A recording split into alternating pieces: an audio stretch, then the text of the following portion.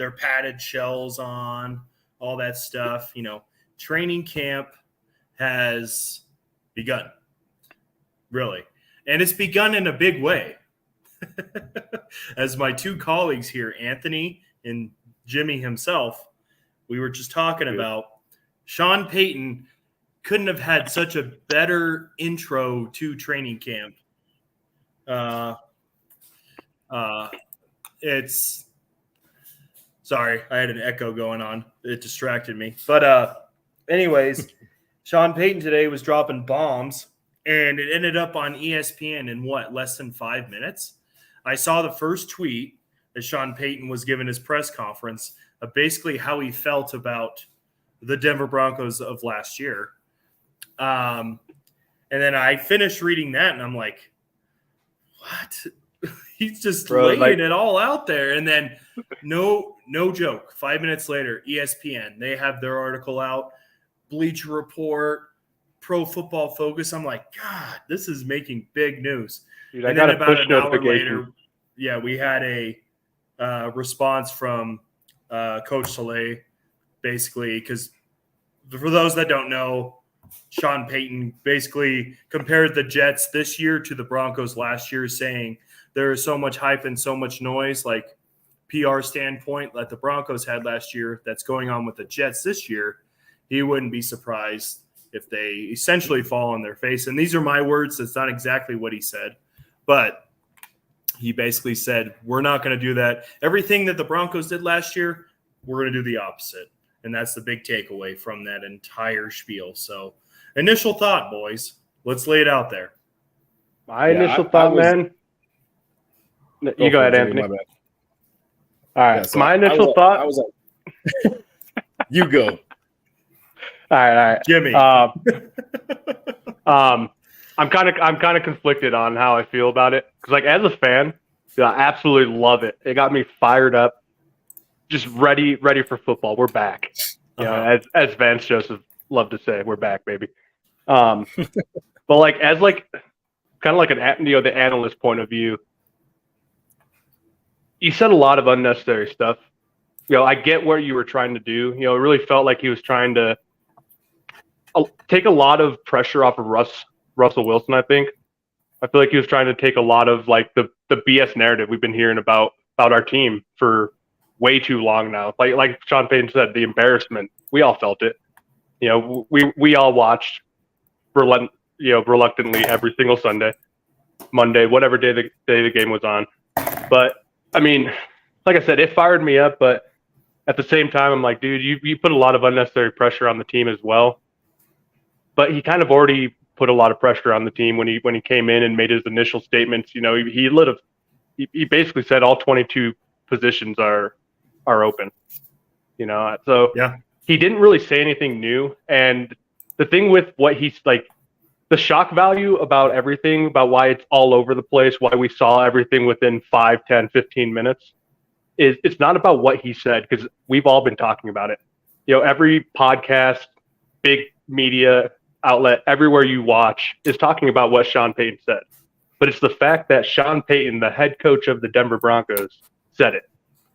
Have you ever heard a head coach speak about directly in name about another head coach at any level so publicly like this? It's crazy, dude. The only thing that it reminds me of is when Mike Shanahan basically called out Al Davis back in the day. That's the first thing that I think of, is when Mike Shanahan was going off about, and he told his story. It was before a Monday Night Football game, I believe, with the Raiders. And he was telling a story about how he worked under Al Davis, and Al Davis essentially said, hey, you can go to any team, don't go to the Broncos. They had their feud. They had their philosophies didn't match in Oakland. It was Oakland at the time. And basically Mike Shanahan wanted out. Al Davis said, you can go anywhere but the Broncos. Mike Shanahan's like, I'm going to the Broncos. So there's some bad blood. Yeah. So, but that's what it reminds me of a little bit, but it's not even that similar. So, but to be clear, I love it. Yeah.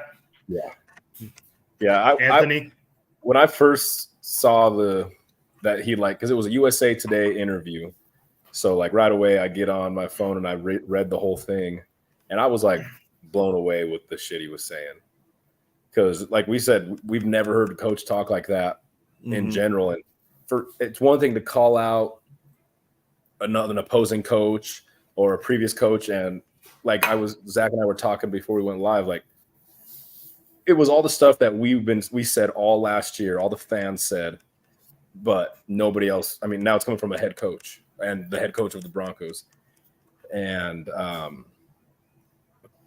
at first I was like, God, should he be saying this? But then when I start thinking about it, I'm like, I think what he was trying to do was, like you said, Jimmy, get some weight off of Russ's shoulders, and I think motivate the team. And I think he accomplished that. And definitely went off on a tangent. Yeah, some of the comments, I wouldn't say they're unnecessary, but I'm kind of a savage fan of the Broncos. I wouldn't say they're unnecessary. It's stuff, like I said, that we all thought all this last year. We probably thought worse stuff. Oh, yeah. Just the shock value was coming from the head coach. But to be fair, like I'm happy he said it.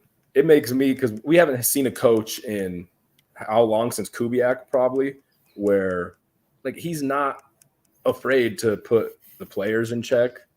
Apparently he's not afraid to put the ownership group and the GM and president of football operations in check either, because he mentioned them like straight out. Like it was like, I think the quote was, it was Russ's parents' fault and not his biological parents, but he said the GM, the coaches, the president, like they watched it happen and allowed it to happen. It's like, he's not wrong. But what it made me think of, like, it made me think of the scene in Waterboy. And when they're playing the championship game, you guys have seen Waterboy, of course. And Coach Klein is like scared to death of the other head coach. And I feel like that was like almost like Hackett was Coach Klein in that moment. Yeah. Sean Payton is not looking across the field in Arrowhead at Andy Reid thinking like, oh gosh, I'm so scared to be here right now. He's thinking like, I'm here to beat you and embarrass you. And it's like, that was like a breath of fresh air to me, because that was like the first thing the fact that was the first thing I thought of, I'm like, okay, I'm fine with it. But now you got to come out and back it up, because if you don't back the talk up that he was saying, the embarrassment is still there. Because we were embarrassed last year. That was like the first time, and I've been a Broncos fan since I've been born. That was the first year that I was like, this is embarrassing. So for you to say that, you better bring it. But I'm sure the players are thinking the same thing, like, oh, we got to bring it now. And it's completely different. Like, it's completely different regimen. It's completely different coaching style. Like he said, I think in the interview for USA Today, he said, like, we're going to be preparing to play tackle football in training camp. Nobody's going to be doing, like, we're not holding the ones out of 1-on-1s and 7-on-7 and 11-on-11 periods. They're going to be in pads, playing with everybody else on the roster.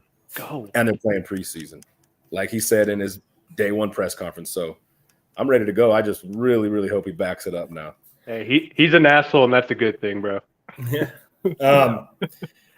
I guess to really deep dive into this, no filter, anything like that, as far as like my response to this. If you look back, so you think about Sean Payton's career in Seattle and New Orleans. He goes through that crap. He goes through that crap with the Bounty Gate stuff. He does all that. And then he eventually leads to his retirement, where he's like, I need some time off, where he takes some time off, and then he signs a deal with Fox. He does that for a little bit. He's seeing the game from a macro sense instead of the micro sense that he was so used to, being with a team, being in the weeds with the team, implementing game plans, all that stuff. He was able to go to Fox and see it from a bigger lens.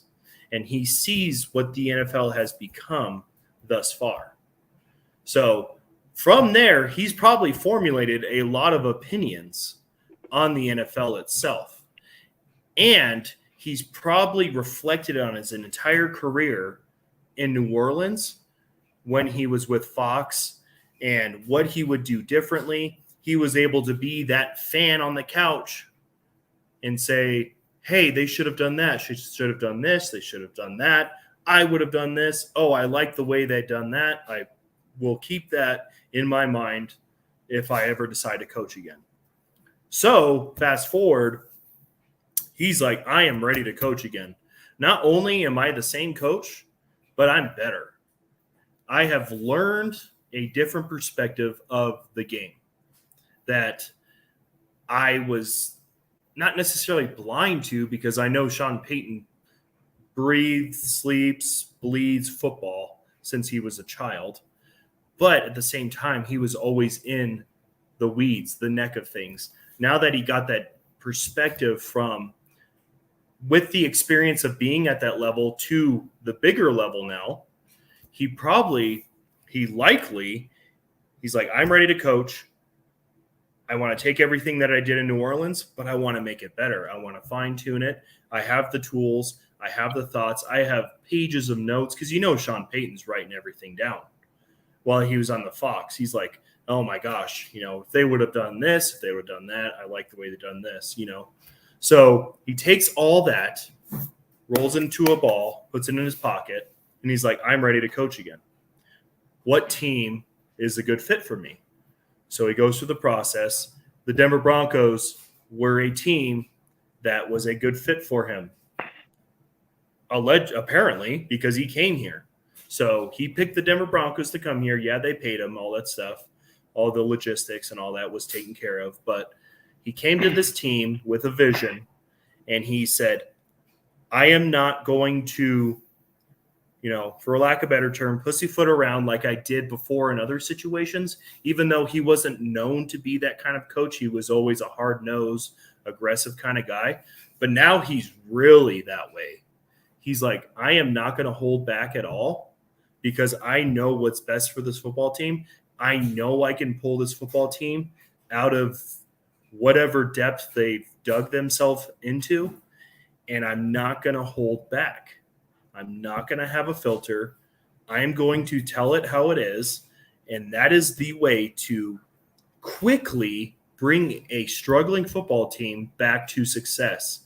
A franchise that has been known for winning for decades, I'm going to bring them back to that standard, and I'm not going to, fiddle around. I'm not going to play with this. I'm just going to go straight penetration through. And I think we saw it today. I think we saw some of that today, where he's like, the media has been hounding him because he doesn't really give up much. The media has been hounding him. And he's like, you know what? I'm just going to lay it out there for you guys. You want it? Here it is. Right. Last year's team was garbage. The coaching was garbage. The players' attitude was garbage. And when he said there was 20 dirty hands and how they act in the training facility was garbage. He obviously got to see that firsthand, and he nipped that right in the butt immediately, probably behind closed doors that we didn't see as fans because he's very close-knit. But he laid everything out there for the media. He dropped an atom bomb after being so silent for so long. He's like, here it is. Here is what I think of your organization right now. And he let everyone know. Everyone was thinking it, like we were talking earlier, but nobody wanted to say it as far as NFL execs, general managers, coaching, all that stuff, because it's professional environment. No, Sean Payton's like, no, this is how I felt about this team last year, and this is how I continue to feel about this team. But don't worry, I got you. Yeah, I got you. He said straight up, he'll be pissed if this is not a playoff team. Exactly. He's like, Absolutely. he sees the potential in this football team. He sees the talent, and regardless of what any Broncos fan thinks about their roster, or any reporter or radio host on any radio station thinks, Sean Payton has, I trust his word more than anyone else. If he sees potential in this team, then I see potential in this team. And I don't think he's just giving us stuff like Nathaniel Hackett to make us feel positive, to make us feel excited and stuff like that. No. In fact, he's like, this team is garbage. The opposite. Yeah. But don't worry. We're going to do everything the opposite way as last year, and we're going to fix this football team. And Russell Wilson, I like what he said about Russell Wilson. He's like, Russell Wilson doesn't just flip like that. He's like, I've never seen that before, essentially. He's what like, we've been saying, bro. You know, he doesn't just go from being the star quarterback to just, you know, worse than Ryan Tannehill or Jared Goff or whoever. You know, it was always a journeyman-like quarterback, you know. And that doesn't just happen. And he's like, he's like, I got this team. We're going to work them to death in training camp. We're going to get back to the basics, and we're going to build a winning culture. Like we've talked about before, the winning culture is the biggest thing. These, like I've said before, these players, majority of these players on this football team don't know how to win in the NFL because they haven't won in the NFL that much. Besides, like, I mean, Brandon McManus was the last one, and then Russell Wilson, you know, who was on a different franchise that was winning, you know, with different philosophies and different culture. So there's really nobody on this, maybe Mike McGlinchey now because he was on the 49ers. Or you guys got guys like McGlinchey. P. Ryan was in a Super Bowl 2 years ago. P. Ryan, I mean, it's slim pickings on players that know how to win in the NFL. So he's really working from scratch, if you think about it, with small leaders here and there to help pave the way for them, to help paint the picture for the players that don't know how to win. Even Justin Simmons. I would venture to say Justin Simmons. He came in 2016? Was it 2015? He came the year after the Super Bowl, right? 16 or 17. Yeah. I think, I 16. think it was the draft immediately after the Super Bowl. Right. Yeah. So these players just don't know what it's like to win in the NFL. So, you know. Bro, it's almost like, you know, because we just started with with training camp and everything. It's almost like he saw Russ out there on the field and this team out there and was like, what the hell is everyone talking about? Let's go clear the air. Right. I mean, I hope so. I hope that's what he was seeing. I hope it sounds like it. And I don't, like I said, I don't think he's BSing us because he really laid it out there today, which I respect, you know, because I've always wanted, you know, especially with Russell Wilson, I've always just wanted the truth. You know, I just wanted someone to be human and just step up and just be like, yeah, we're dog shit. You know, we don't have discipline where our coaching staff doesn't hold us accountable. Our general manager's just hiding behind his draft picks. Our new owners basically took a year to be the fly on the wall, to see how this organization was actually going. And that's basically what Sean Payton did this year, or did today. He just laid it out there exactly the way us fans wanted to hear it. Right. And you mentioned, you know, we've mentioned a few times, you know, the GM comment. You know, I don't know if you guys heard Greg Penner made comments as well about, you know, GM and all that kind of stuff. Is it clear now that George Payton isn't going to have a job this offseason? That Sean Payton's going to bring in his guy? I mean, he's going to have a big, heavy-hand influence on who is getting drafted. Because this is Sean Payton's organization. I mean, he runs the show. He talks about the triangle of success a lot, but I feel like he's the spearhead of the top point of that triangle. Absolutely. For sure.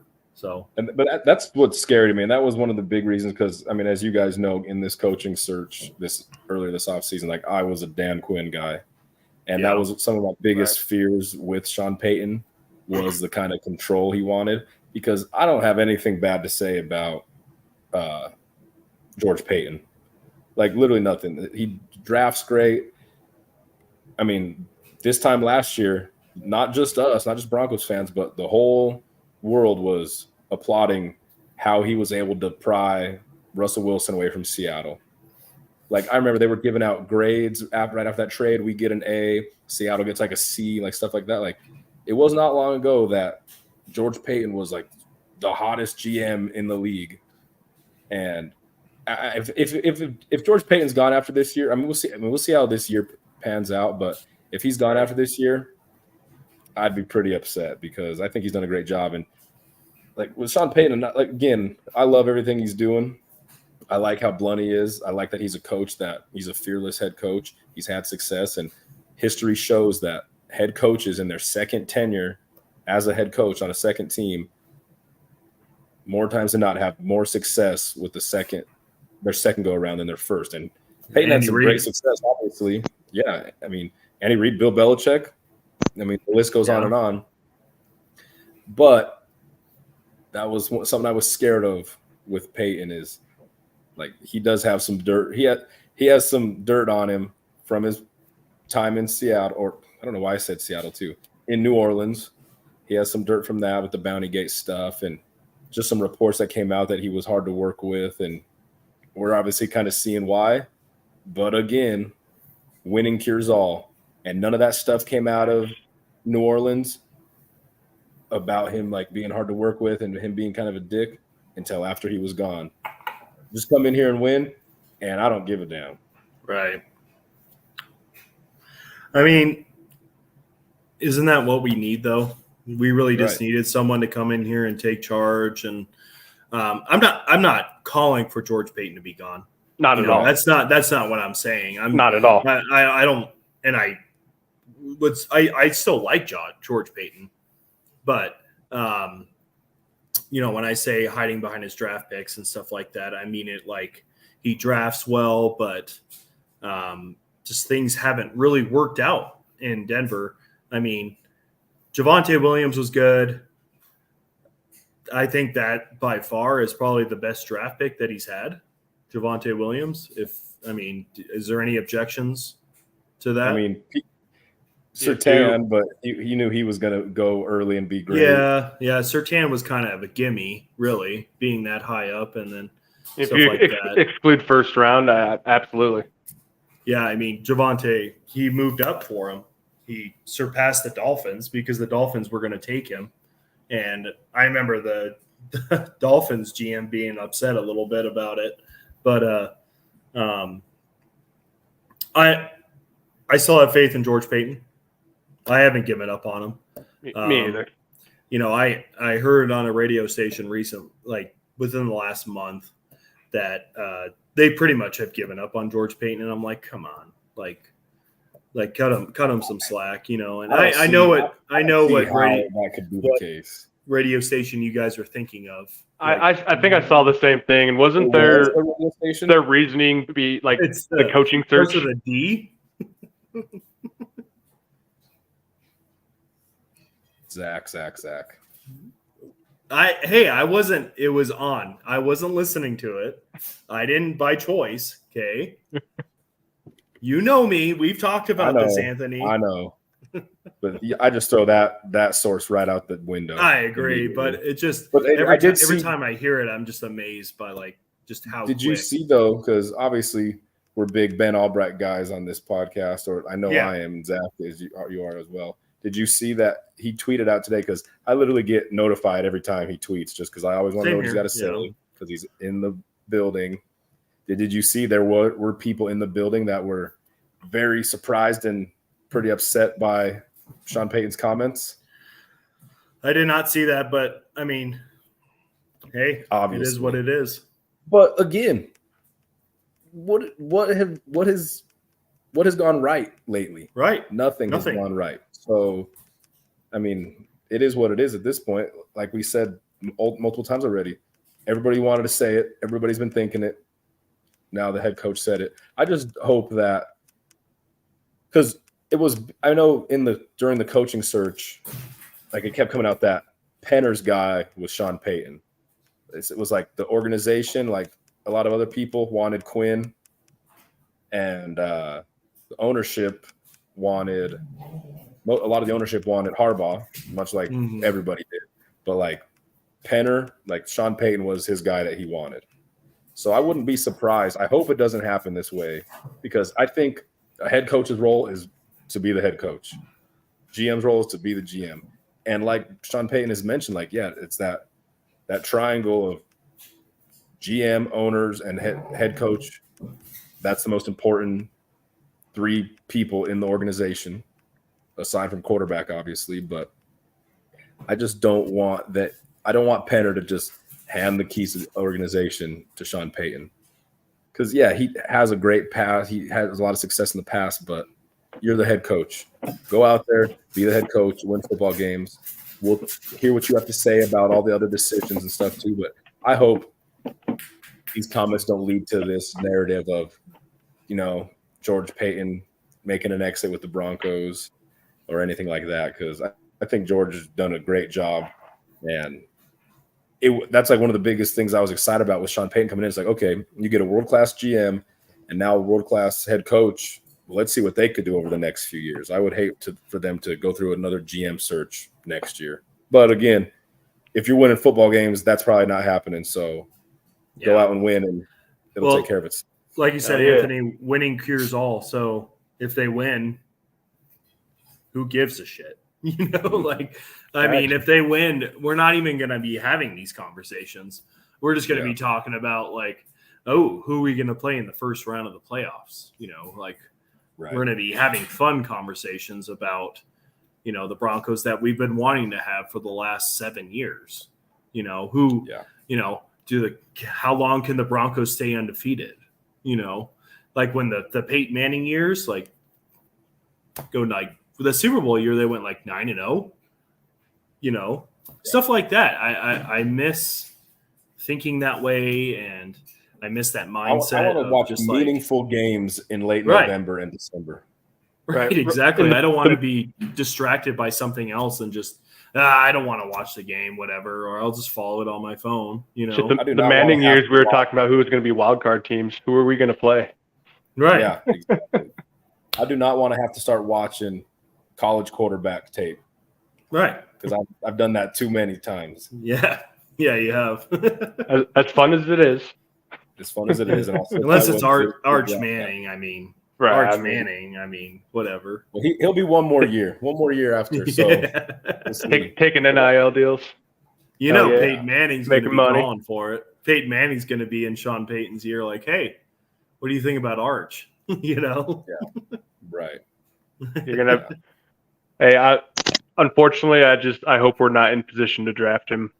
I hope we have to pull a lot of strings to try to get there if we're going to do it. You know what I mean? Well, if we get a Super Bowl within the next 2 years, whatever. Yeah. I mean, that's fair. That's fair. That's wishful thinking, though, right? I'm not saying I wouldn't take that. Right. Yeah. that kind of makes me think. So I texted you guys a few days ago and asked you guys if you'd watch Quarterback on Netflix. And have you guys started it yet? I haven't. I have been busy. So I've watched most of it now. Yeah, literally as I'm watching it, and because I think I still have the final episode to go. But it got me thinking because obviously Mahomes is the main star on the show. And as much as you want to hate him, excuse me, you want to hate him because he's a rival and stuff, the dude's insane. Yeah. He's incredible. He's probably going to go down as the best quarterback of all time. And it was making me think, and it was getting me in my head places I shouldn't be going. What if it's better? And you guys talked me off this cliff. What if it's better if this season is just as bad as last? And we could just go draft a quarterback to have for 15 years instead of patching holes. And I'm not saying this is a patch in a hole. I'm not. Who would it be? Yeah, this is way far out there. I'm just thinking because thinking Caleb Williams. Oh, dude.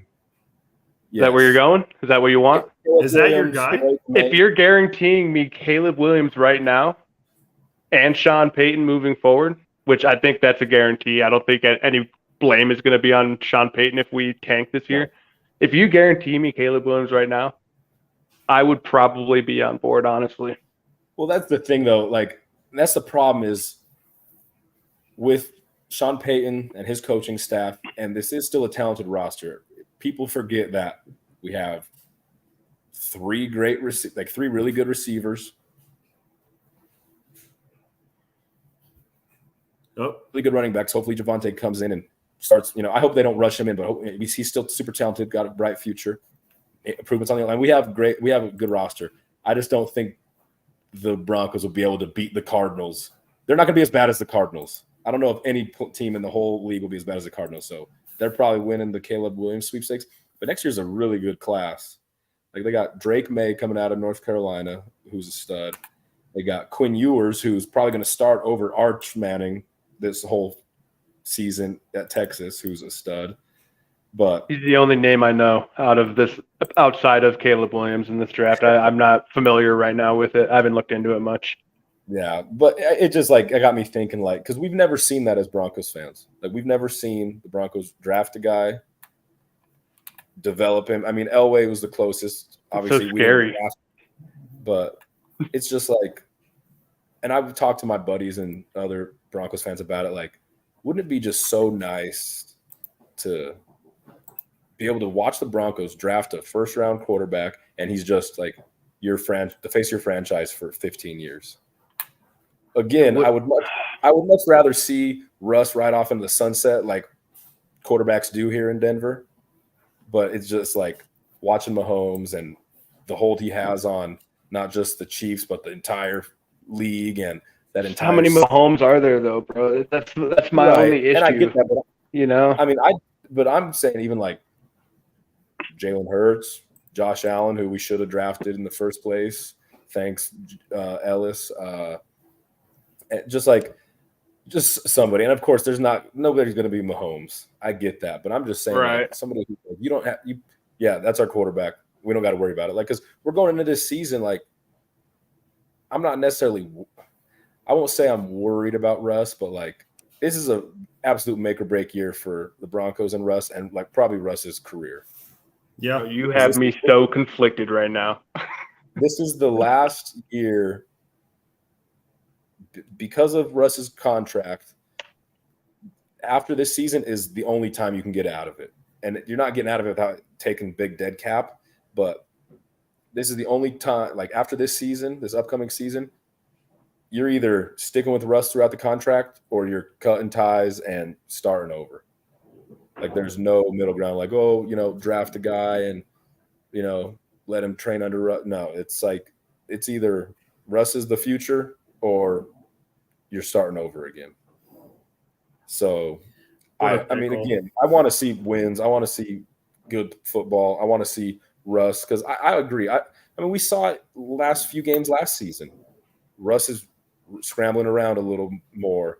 He's throwing on the run. That ball, I think it was against the Chargers, if I'm not mistaken, maybe the Chiefs, that he threw the ball Chargers, down the sideline. The Jerry Jeudy. Yeah. It's he still got gas in the tank, and Peyton said it in his USA Today interview. He still got gas in the tank. As you alluded to earlier, Zach, he didn't just flip. You go from it was 2 years ago, Russ threw more touchdowns in a single season than he had in his entire career. Mm-hmm. The next season, he starts the season playing good, breaks his thumb in his throwing caliber good. Yes. Breaks his thumb in his throwing hand. Of course he's not going to put up the numbers he did. And I still think they were a fringe playoff team that year. Mm-hmm. And it wasn't because of other guys on the roster, because they didn't have the Legion of Boom back there. And then he gets traded, he gets traded to Denver. So it's you're telling me a year and a half removed from playing the best football of his career that he's now one of the worst quarterbacks in the league? I don't see it. Not a chance. And it kind of reminds me, remember early on, Zach, when we first started this, I wrote that article about Teddy Bridgewater and Drew Lock. And I said, it was because that was the talk going into that camp was Lock or Bridgewater. And I said in that article, the best chance for the Broncos to have sustained success is if Lock wins the starting job and is just the Broncos starting quarterback for years to come. Mm-hmm. If Teddy Bridgewater wins, though, that probably means Lock's gone and trying to find another quarterback after next year because Bridgewater will probably not be the quarterback for more than 1 year. And that's exactly what happened. Lock couldn't win the starting job. Bridgewater had an okay season, early half of the season with Denver. And then here we are. We get Russ, and we're excited. But that's kind of how I'm viewing this year.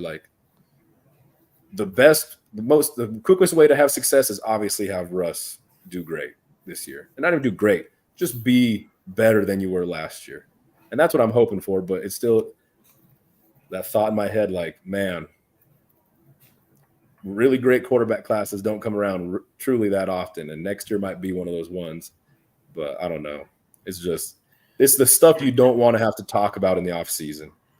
And we're again talking about it. I think for me, I think the biggest thing that I want to see that kind of just like convolutes everything that we're talking about, I just want to see a winning culture. I just want to see a culture that's put into place, that's instilled into every player that walks into that room, that's drafted onto the Broncos, that thinks, hey, we can really win with this football team. That's what I want more than anything else. And even if you do bring Caleb Williams in and you don't have a winning culture in place, it's like the whole Josh Allen argument. Like, if Josh Allen would have came here back when we could have drafted him, how would he be Josh Allen nowadays? Would he? You know, because, yeah, the quarterback is great and all that stuff. Like, even Pat Mahomes. Like, if we somehow drafted Pat Mahomes, I don't think he'd be the same Pat Mahomes he is with the Chiefs, you know? Yeah. I think he'd still be great, but, like, I don't think he would be the Pat Mahomes he is nowadays with Andy Reid. It would have taken a lot longer to get there, that's for sure. Kelce, exactly. You know, so say we do bring Caleb Williams in next year after we have a 2-14 or 2-15 season or whatever. It's just terrible. Am I going to be excited? Not really. I mean, I'm like, okay. Have you seen Caleb Williams play football? Yeah, okay, that's cool. But that boy can ball. But I mean, that's like what I said. I mean, Pat Mahomes, if he would have came to the Broncos, it would have taken some time. I get what you're saying. And all that stuff. So the biggest important thing that I want to see out of this year is just competitive, like you say, meaningful football. I want to see this team not be so incompetent out on the field that it's just embarrassing to watch. That it's just, I just want to throw up watching this football game right now because it's so bad. Like, that Thursday night football game will forever haunt me against the Colts. That was so bad. It was so terrible. The Colts were not good. The Broncos were not good. But they both were just like, who can lose? You know, who could fuck this game up the quickest? Basically, that was the competition of the game. Is who could screw this up, basically. And the Colts came out on top because we screwed up more. Yeah, so, and I want to like be sure you guys know, I'm not saying like tank for Caleb Williams and everything. No, I know. I get what you're saying. Roster is too talented to even be in the Caleb Williams sweepstakes. But I guess my point in general is just like, again, just getting weird in my head, like, man, it'd be great to see the Broncos draft a guy and raise him up. But again, I want to see meaningful football this year. One thing that does scare me too about Sean Payton is he's not a head coach that goes and drafts a early round quarterback and develops him. I mean, he never did that when Breeze left. He went and got Jameis and Teddy Bridgewater and signed Taysom Hill to this ridiculous contract. Like, so I don't even know if that would work with Sean Payton. I don't even know if Sean Payton wants to do that. I don't think Sean Payton's the coach that wants to be like, yeah, I want to mold this quarterback in, and I want to go draft this young guy and build him up. Like Sean Payton, I think, signed here, and I think it's almost like when Russ is really good, or he turns it around and he's playing really good or better football throughout the remainder of his contract, like when Russ decides to retire, that might be when Payton goes to. If it all works out, that'd be awesome, you know? I mean, if we get a championship out of it. That's what I mean. If it all works out in the end, we go get that Super Bowl, they ride off into the sunset. I'd be A-okay with that, brother. Yeah. We'll see what happens. Like I said, the biggest thing I want to see is just a competent football team. And I know the standard is so low right now, but just begging for an NFL team to be competent is ridiculous. Dude, this is how bad last year was for me, real quick. And I was just thought about this today. I remember last year I was watching a Thursday night football game, and it was the Titans and the Chargers maybe or something like that.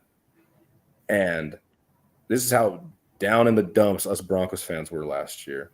I remember texting my buddy and telling him, like, I would love to have Ryan Tannehill as the quarterback of the Broncos. That's how bad it was last year.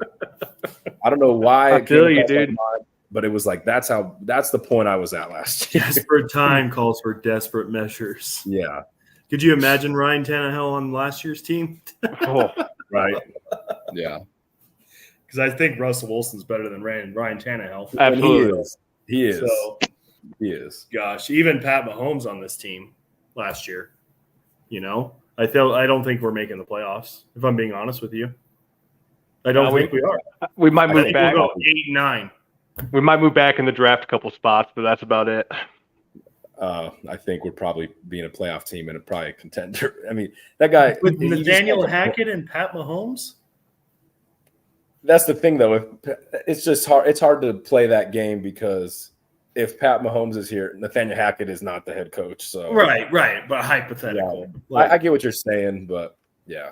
I mean, if Pat Mahomes is here, like we might be able to squeak into that 7th seed. Still here, Yeah.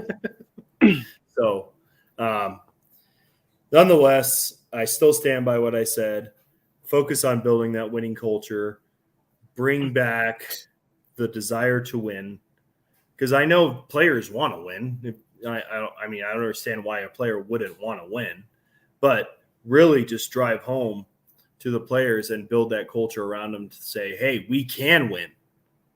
But, you got to just believe in the team, because I know there wasn't a lot of belief last year, at all, really. And, that's my biggest thing. Is just if we can get away with the season with just having a winning mindset, and games are competitive and they're competitive with good teams, and we come out with a few wins against teams that we shouldn't have beat, hey, and we make a wild card spot, that's the cherry on top for me. Yeah. That would be the chef's kiss, like, hey, we're making progress. Like, this is a big step from going 5-12 to making a wild card spot, or being competitive in our own division, which, by the way, is extremely tough.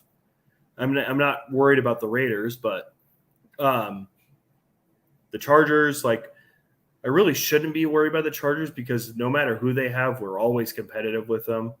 We always steal a win from them somehow, some way. But the Chiefs, like, we got to figure out how to beat the Chiefs, like that's biggest thing is how can we beat the Chiefs, like baby steps, building blocks, stuff like that to establish that culture, to let people know we're here and we're not going to lie down and take it like we have before. So, right. That's my biggest thing. And everything else comes with it. If you have that winning culture in place, you have whoever coach, whoever, staff that you have, and you have this culture in place, doesn't really matter who you have as quarterback. They're going to find a way to win. I mean, look at Geno Smith last year.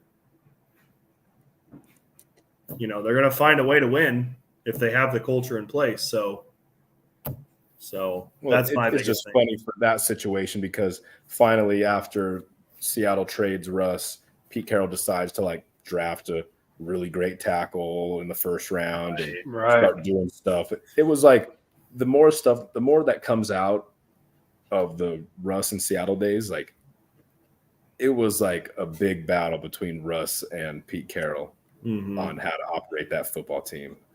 So it was almost like Geno was a better fit for what Pete Carroll was doing, but nobody's sitting here saying that, or nobody should say that Geno Smith is a better quarterback than Russell Wilson. Sure, he played better football last year, but he's not a better quarterback than Russell Wilson. So, in no world, I get what you're saying. I get what you're saying for sure. It's like, But it's so ironic because, yeah, you bring Sean Payton in, and what was one of the first things that he did to help bolster this football team? Build the O-line. Yeah. It's something Pete Carroll never did.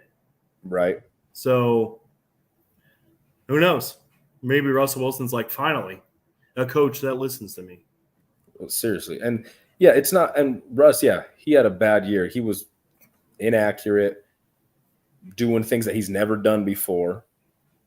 And I remember early on in the season, as you were talking about earlier, Zach, how you think that Sean Payton was able to sit back from football and almost be a fan and just an analyst and study everything. It was, I think, right after the Colts game. He was on, it was either a podcast or he guest on a TV show, and they were asking Sean Payton about the Broncos, about Russell Wilson, and they asked him, what would you do? And he said, I would go and have all my film guys cut every great play he made in Seattle, and I would start doing what I could to implement it into my offense. They're like, they have him doing stuff he's never done. He doesn't look comfortable doing. Go back and look at what he had success with, and then implement that. Don't try to make this guy who's done one thing his whole career try to be something he's not. Yeah, because Russ had a pretty he's Hall of Fame trajectory career up until last year when it's like, wait a minute. So Peyton was saying that last year. You think he's not going to try to implement some of that stuff now? Absolutely. I think what the exact thing, or pretty close to what he said, was he would take like the top 10 plays of his career and run those plays. That would be the 10 plays that I would run. Like, dude, it's that. It was so you just pull your hair out last year. It's so simple, but like right. That's what gives me hope with Sean Payton too, is that he had Drew Brees and he was great, obviously. Drew Brees, Hall of Fame, first ballot, one of the best quarterbacks ever. But as I mentioned earlier, he brought in Jameis and Teddy. He made those guys look pretty damn good at the tail ends of their careers.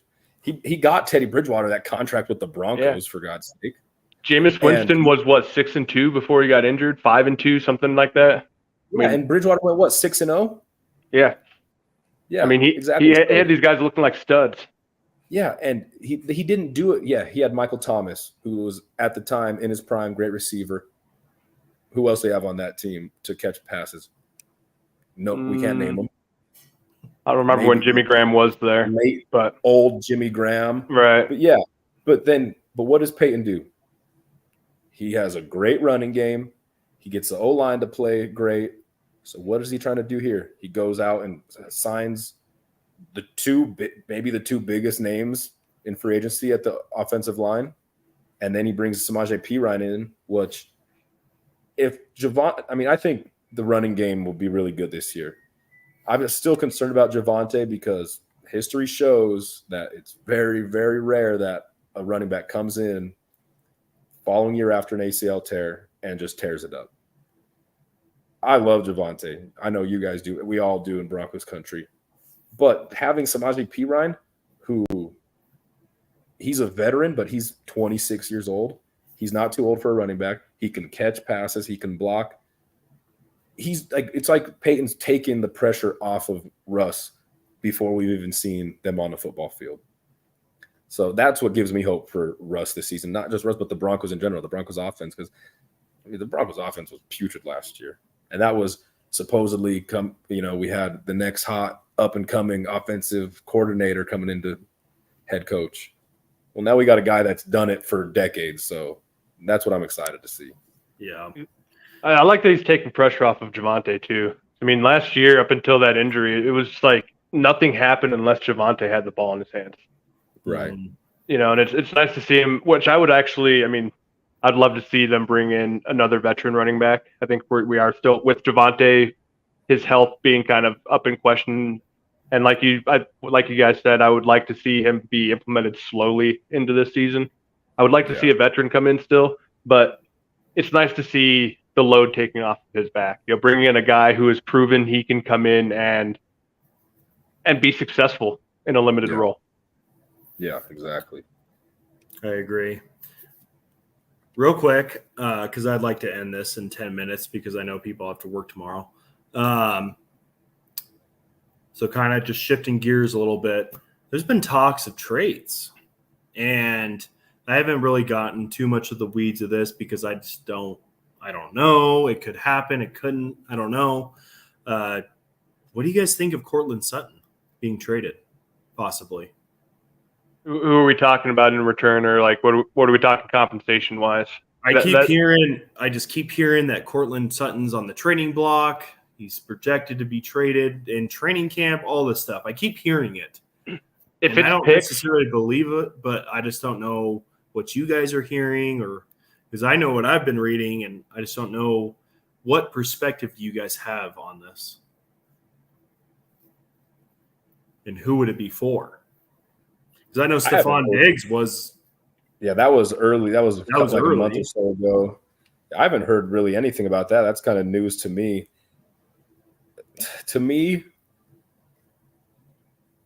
I think I would be, depending on the return, I would be okay with seeing Cortland get traded.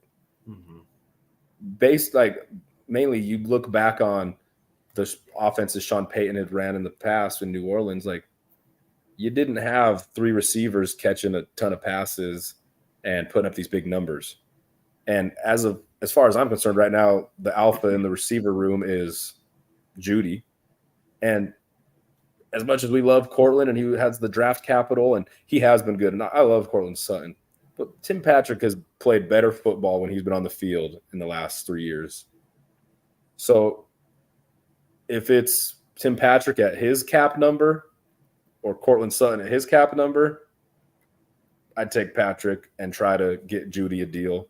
Because I think the biggest beneficiary in that room with Sean Payton coming in here is probably going to be Jeudy and probably Greg Dulcich, because New Orleans always had tight end production out of Sean Payton. So as much as I don't want to see Cortland go, because for him to sit here and, you know, struggle through all these years of bad football being played by the Broncos, if we do start turning it around, it sucks to see him suffer and then leave when we get successful. But I think I would honestly be all right with seeing Cortland leave. Jimmy? Yeah, I mean, I agree completely. The only thing that I missed a little bit of what you said at the beginning. I think my internet was bugging out or something, but I wouldn't be too happy if it ended up just being picks. Like if we're just getting picks in return, I think I would rather just see it play out for the season. But if we're talking trading him away and upgrading either that position or somewhere else on the team, I would be okay with it for all the same reasons as you just said, Anthony. Yeah. I mean, if it's in the package for Diggs, which I think that might have, as far as I know, lost some steam. Mm-hmm. But if it's in a package for Diggs, like, yeah, that's the one I really heard about. You take weeks ago. I mean, all day. He's going to become your wide receiver one.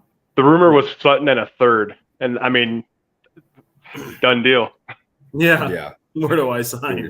Pretty much. You sure you don't want like a third from next year too? Yeah. Like, you're positive? Yeah, I'm just hearing a lot of noise about it, and I'm just like, it kind of caught me off guard. I'm like this again, kind of thing. Yeah. And I don't know if I see it happening. I mean, it wouldn't really make sense just to get rid of them for picks, like you said, right, Jimmy. Just because, I mean, why not keep a talented wide receiver on your staff just in case someone goes down with injury? Why not? Yeah. But yeah, like I said, I've just been hearing a lot about it, and I was curious and to hear your guys' opinion on it, because I haven't really seen a lot that really points that connects the dots for me as far as besides the Stephon Diggs stuff, like, yeah, what how do we benefit out of this? Like, what do we get out of this? What's in it for me? Right. Now if it's week, if we're going into the trade deadline, going into our bye week and we're 2-6, I might be go ahead and pull the trigger on some picks, let's get ready for next season type of thing. But I just don't up until that, if that happens, why, you know? Right. Unless you're upgrading significantly somewhere, or you're upgrading somewhere else, you know, because we do have a very talented wide receiver room. We have talented young wide receivers as well, you know, outside of KJ Hamler. Right. Yeah. Cool. I want to mention one more thing too, guys. Yeah. So did you guys see that Aaron Rodgers restructured his contract with the Jets today? Yeah. It was like 32 million, wasn't it? Yeah. I think like it was like I don't know, it's like a 2-year, now it's like restructured like 2-year, like 75 million guaranteed or something like that. Yeah. But I saw immediately on Twitter, why isn't Russ taking a restructure? And just rash right away. People dig into the freaking details. Aaron Rodgers' cap hit for the Jets next year would have been $107 million. That's why he took a freaking cap restructure, or that's why he took a restructured deal.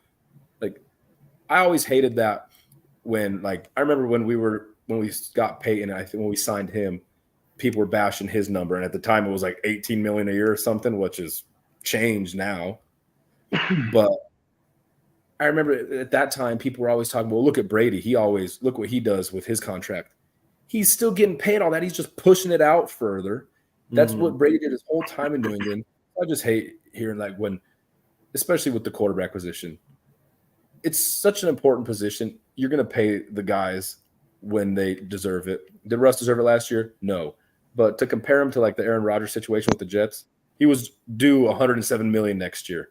It's not even in the same universe. That's why he restructured. So for all the fans out there that were saying that, come on. I mean, it's always just surface level. It's they look at the top and they're like, oh, he's restructuring. Why isn't Russ restructuring?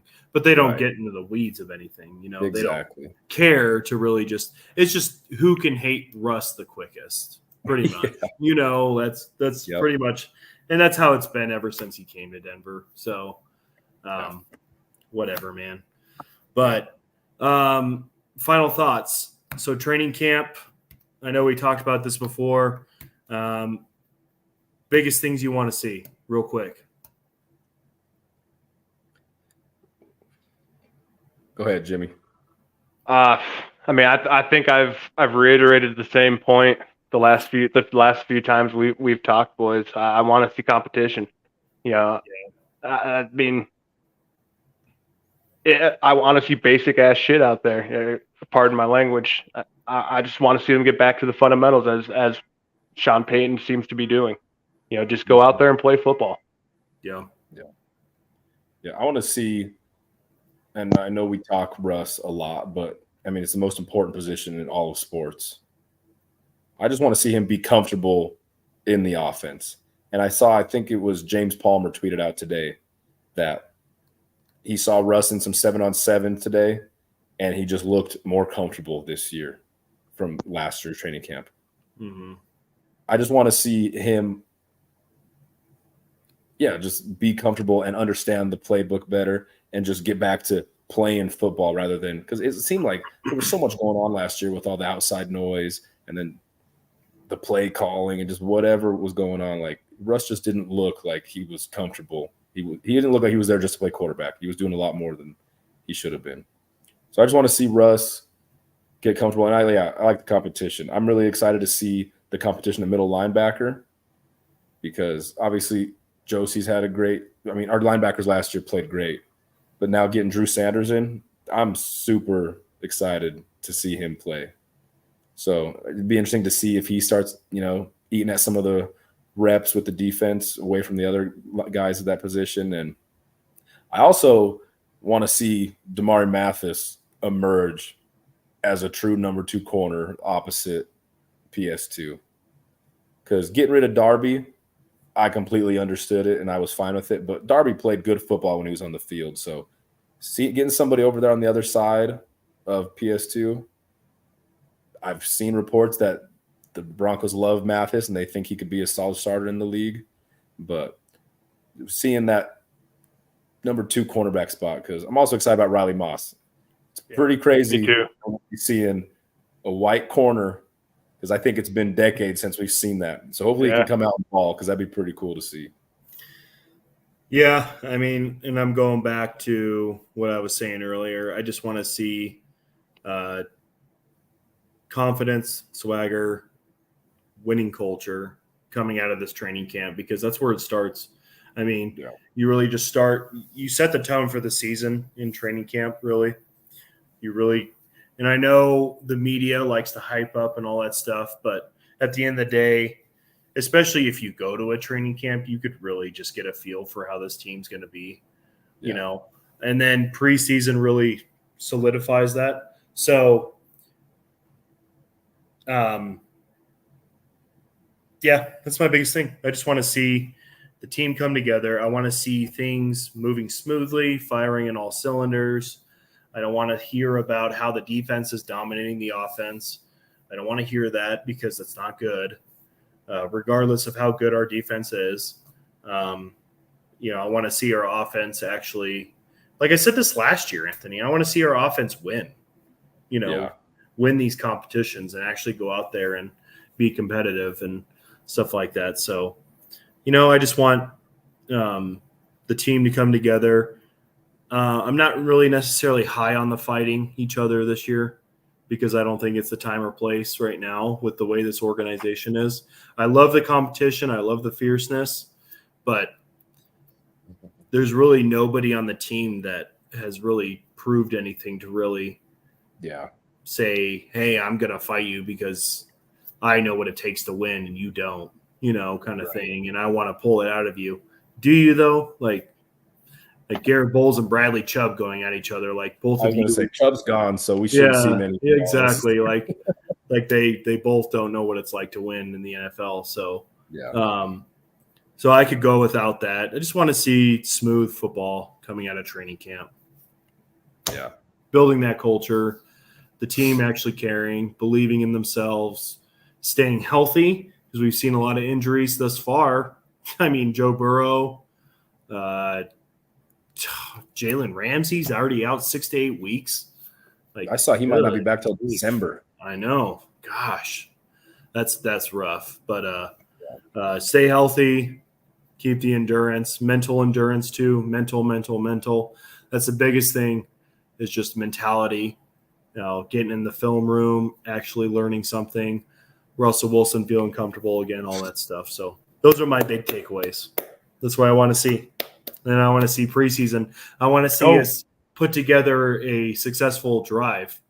I want to see the starters when the ones are out there. I want to see them put together a drive like the Vikings did against us 2 or 3 years ago. I don't know if you remember that.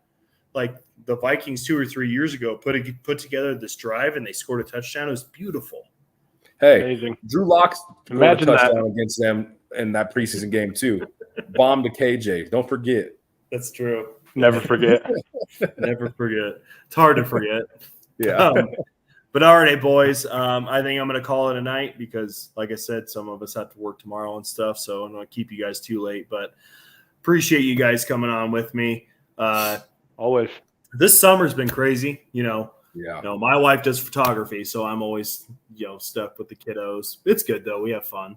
But so a lot of things going on during the summer and stuff, and having a lot of fun. But I'm really looking forward to getting back into this and really grinding out some Broncos talk.